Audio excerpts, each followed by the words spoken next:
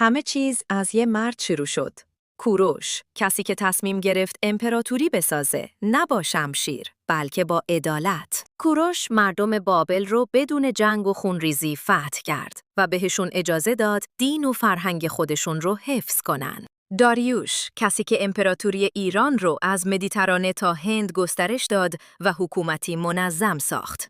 ایران پر از شهرهای نگین بود، جایی که هنر و فرهنگ روح مردم رو زنده نگه می داشت.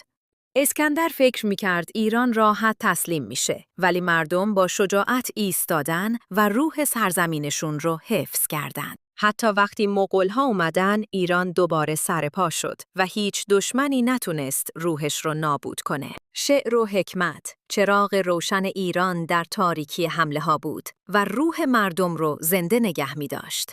زبان فارسی مثل چراغ همیشه روشن، هویت ایران رو حفظ کرد.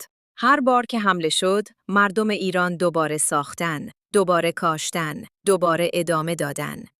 هر شکست شروع دوباره بود و ایران همیشه سر پا موند. هنر و فرهنگ روح ایران رو زنده نگه می داشت، حتی در سخت ترین روزها. با وجود جنگ ها و تغییرات، ایران باز هم سر پا موند و فرهنگش رو حفظ کرد. ایران، کشوری که هیچ کس نتونست نابودش کنه، ولی خودش انتخاب کرد زنده بمونه. ایران، یه افسانه واقعی، جایی که روح و فرهنگش هزاران سال دشمنان رو شکست داده و هنوز نفس میکشه.